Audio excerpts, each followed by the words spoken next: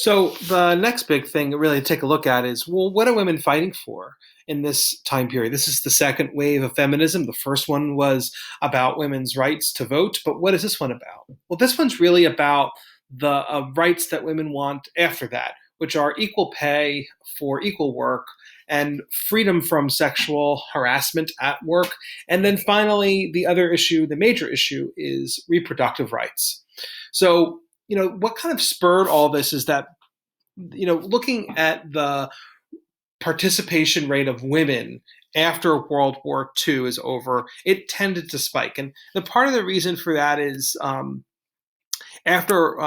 World War II, more women went into the workforce, and yes, that happened actually after World War One, but it kind of went back to what it was prior. And then after World War One, we get women's suffrage, and in the aftermath of all that. In fact, Wilson even says that was the reason why. I think the next big thing that happens as a result of World War II is that more and more women are entering into the workforce post World War II. So in 1940, 20% of women were in the workforce. That was just in the middle of the end of the Great Depression, essentially. And then by 1941, the war begins. Our involvement begins then. And then women are going into the workforce. In 1940, still, even with those rates, it's not that high, 20%. By 1960, it goes all the way up to 30%, so it goes up another 10. Just 9 years later, it goes up another 13%. And by 2013, it's to the point where it's just below 60%. And that's actually even during a recession. And so to this chart, this pink line right here represents women, this blue line represents men, and this black line here represents all people. And then these blue lines going up and down, that's actually times where there were recessions. So even, you could kind of see like what happens during recessions. Overall employment rates tended to go down then. But we see that the big thing here is the, more than doubling or tripling of people from 1940 to 2013 of women's participation rates, almost a tripling from 1940 to 2013, going from 20% to 60%, well, just below 60%. So that means that women are going to run into all kinds of issues in the workplace. Are they going to get the same pay as men? Are they going to get treated the same way as men did? Are they going to be sexually harassed while at the workplace? And the answer is no, they're not going to get treated the same way. No, they don't get paid the same. And no, women often are sexually harassed even to this day. The other big issue that women are fighting for is this reproductive right. So this kind of all happens because of the development of a thing called the pill. And the pill was approved in 1960 by the FDA, and what it did is it made it so women could, not have a child. They could take a pill that would stop the pregnancy from taking place.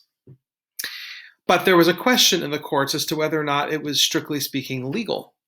Can people use contraceptives? There have been all kinds of states that had barred it. Yes, the federal government is saying it's approved, but there were many states that actually had said no to it on the grounds that it was a violation of morals or whatever. So there were two important cases that dealt with the pill in particular. And one started out in Connecticut, and it was really about a woman who used the contraceptives, and it was found that she should not have used them because Connecticut had a law against it. But her argument was, well, I'm married. Why can't I use a contraceptive? So she won that case. But prior to that, Connecticut said, even if you're married, you can't use a contraceptive. You can't take the pill to stop the pregnancy. And then just a couple of years later, 7 years later, the court heard a case where people challenged it on the grounds of well, do I have to be married in order to use a contraceptive? Can I use it without being married? And the answer to the court was, yes, you can. So unmarried women also had the right. And then a year later, the court took one of its most controversial decisions of the 20th century, and maybe the most controversial decision of the 20th century, was Roe versus Wade. Now, at the time, there was more of support for it, and even among the court. I think it went 7-2. It wasn't a 5-4 decision. It was more favored than not, and more favored than it could have been 5-4, but it wasn't. So in Roe versus Wade, basically what happens is that women gain the legal right to an abortion. Now, conservative groups start to chip away at Roe. And that's really a topic for another time. When you go, I think you should all take AP U.S. Government and Politics, or take another political science course called Place. You'll get a lot of opportunity to talk about things like this. But that's what happened in Roe versus Wade. It allowed for people to get an abortion. So, what are the goals that are, there for the organization that actually kind of got started by Betty Friedan? One was called the National Organization of Women, called NOW. It still exists to this day. Their goal in the 1960s was equality in the workplace. It's still a goal. The goal then was birth control, like the contraceptives that we talked about, like the pill, and the issue of sexism and discrimination. Those are still goals. Some new goals are rights for homosexuals. I mean, originally there was not a lot of love for homosexual people within the National Organization of Women. There was a time where people referred to lesbians within the organization as being the Lavender Menace.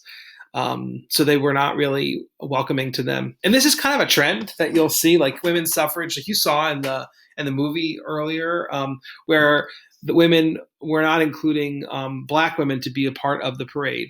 And I think that part of why that's happening, and it will happen in the gay rights movement as well, which was in the very early stages very white and very male, that there are these internal conflicts that exist. And I think in this case, it's really about a lack of understanding about what homosexual is and what rights that what that might entail.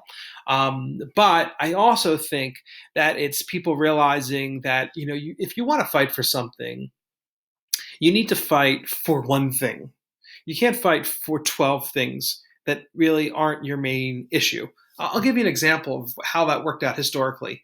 Prior to the Civil War, many women's organizations that began, and even as early as 1848 with the Seneca Falls Convention, where the suffrage movement really begins, they're fighting for abolition of slavery, abolition and for women's suffrage.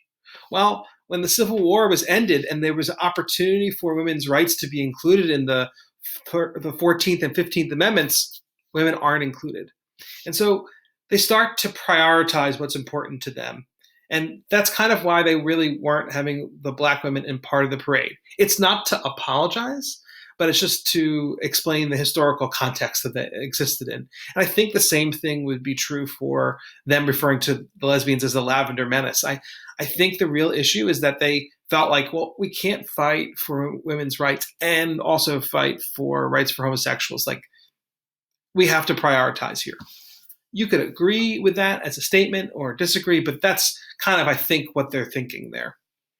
And then there's an Equal Rights Amendment, which actually was put out originally by Alice Paul in 1928, just 8 years after women's suffrage is passed. And then equal pay for equal work. These are the goals that they have.